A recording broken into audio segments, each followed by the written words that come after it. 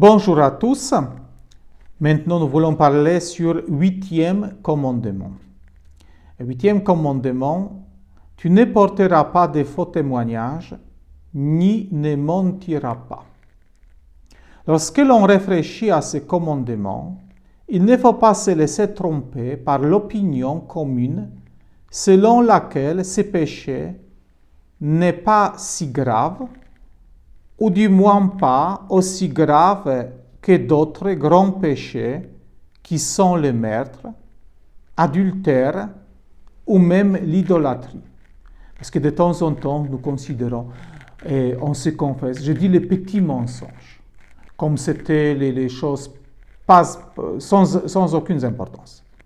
Si l'on considère les actes précédemment mentionnés, les mensonges ne semblent pas avoir autant de poids ni d'importance. Il s'avère que c'est à travers les mensonges que le malin agit dans notre monde. Le mensonge est en quelque sorte le fondement de tout mal. En tant que tel, il s'avère être pour nous le plus grand danger, car il ouvre la voie à d'autres péchés. On peut dire que les racines de beaucoup de péchés, c'est le mensonge. Il ouvre la voie pour d'autres péchés. Il convient de noter très clairement que le mensonge a conduit aux deux pires tragédies de l'histoire de l'humanité, qui sont les péchés originels et deuxième, la crucifixion du Fils de Dieu. Le péché originel et la crucifixion du Fils de Dieu. Un mensonge est toujours une attaque contre les autres. C'est un manque d'amour envers autrui, une barrière qui s'élève entre les autres et nous. Il empêche la proximité et la relation de confiance. Il est très important de voir les choses de cette façon-là. Cela ne sert à rien de se demander si ce que vous dites est vrai ou pas. Le plus important est de savoir si cela aide les autres ou bien si cela les détruit. Les mensonges trouvent toujours leurs origines dans l'égoïsme. Nous mentons parce que nous essayons de gagner quelque chose pour nous-mêmes. Nous mentons car nous avons peur de perdre quelque chose. Mentir apparaît généralement comme une sorte de défense qui nous aide à éprouver une certaine assurance et une certaine sécurité.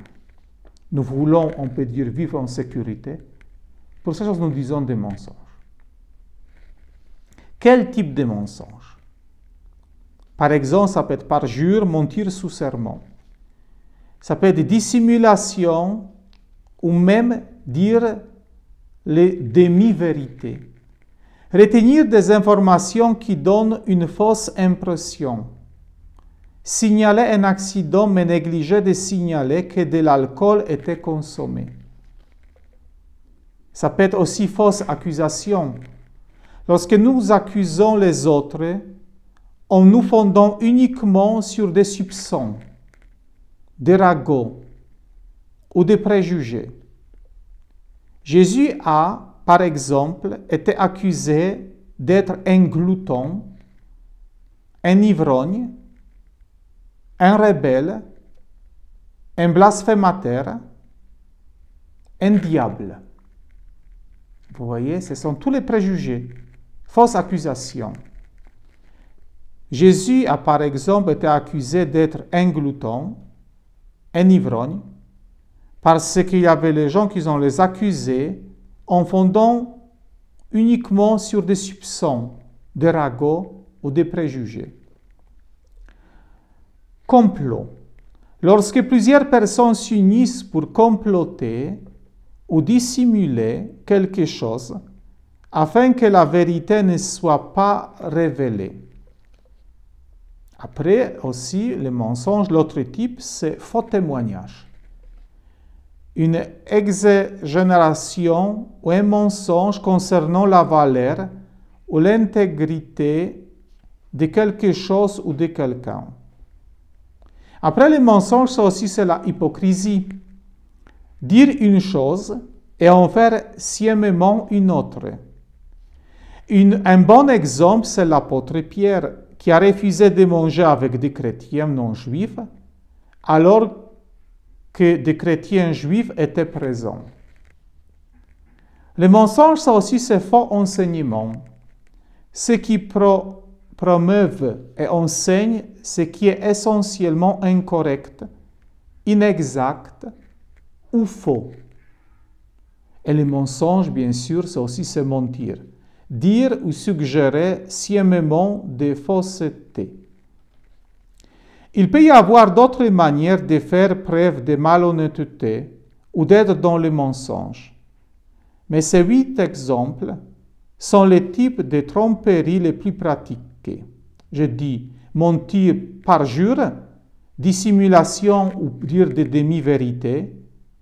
3e, c'est fausse accusation. 4e, c'est complot.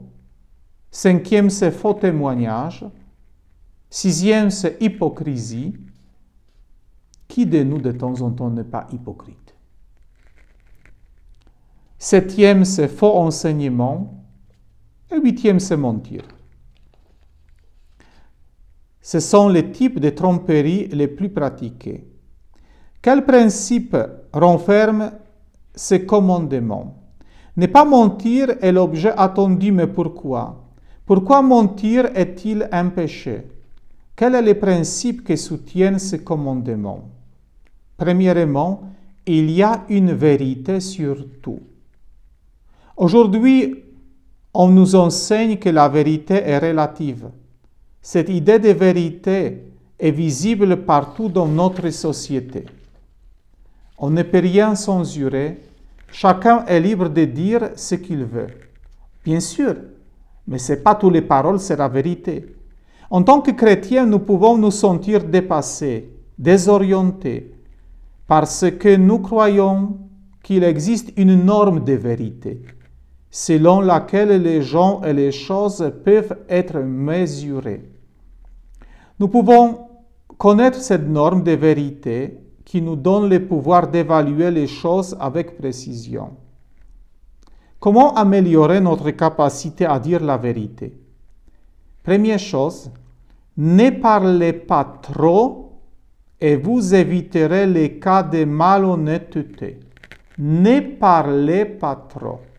Quelqu'un m'a posé des questions. Est-ce que je suis toujours obligé de dire la vérité? Bien sûr, vous êtes obligé de dire la vérité. Mais vous n'êtes pas obligé de dire tout, à tout le monde. De temps en temps, nous disons des mensonges parce que nous parlons trop. Ne parlez pas trop. Renseignez-vous sur les faits. Évitez de croire ou de répéter quelque chose à propos d'autrui, à moins que vous ne connaissiez les faits et que vous décidiez ensuite si les choses valent la peine d'être répétées. C'est pareil, vous voyez, ne parlez pas trop. Est-ce que je suis obligé de tout raconter? Et de temps en temps, quand je ne suis pas sûr des choses, est-ce que je suis obligé de tout répéter? Imposez-vous à l'avance que vous direz la vérité, quoi qu'il arrive. La plupart du temps, nous mentons parce que nous ressentons une pression. Demandez à Dieu de vous aider à dire la vérité avant de vous retrouver dans des situations où vous serez poussé à mentir. Rappelez-vous que le mensonge ultime est de penser que nous ne commettons aucun péché et que nous n'avons pas besoin du Christ. C'est le mensonge ultime. Il y a les gens qui arrivent pour me dire « je me ne confesse jamais parce que je n'ai pas le péché ». Alors on dit « il faut commencer le procès de béatification ». Mais c'est le mensonge. La vérité est que tous ceux qui sont honnêtes reconnaissent qu'ils sont pécheurs et ont besoin du sang de Jésus pour laver leurs péchés, chaque jour de leur vie.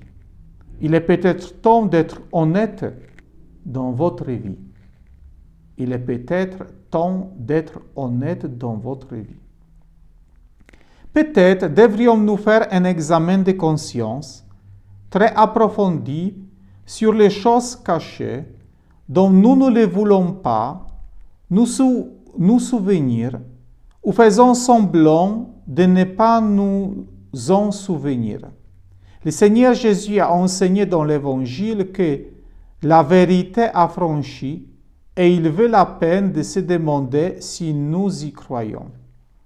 Il peut y avoir des situations où il faut attendre pour avouer la vérité parce que l'autre n'est peut-être pas capable de l'accepter si la vérité est difficile à entendre, mais cependant cette situation exceptionnelle ne peut pas devenir une norme qui justifierait de persister et de nous enfermer dans les mensonges. Ça peut être le cas de quelqu'un qui est gravement malade. On découvre que quelqu'un de ma famille souffre de cancer. Ça peut être les parents, les grands-parents. Et je sais ça parce que le médecin m'a dit en cachette. Et après, les parents me posent des questions. Est-ce que c'est grave les choses que je souffre? Et de temps en temps, pour ne pas, je ne sais pas, blesser, on dit non, non, c'est pas grave, tu prends les médicaments, c'est pas grave. Parce que nous ne connaissons pas comment je peux présenter les choses. Mais parce qu'il faut dire que c'est grave, et même pour ne pas dire dans les premiers temps que c'est le cancer, il faut arriver vers ça. Dire la vérité. Cependant, cette situation exceptionnelle ne peut pas devenir une norme qui justifierait de persister et de nous enfermer dans les mensonges. Parce que la vérité nous libère vraiment. Merci beaucoup.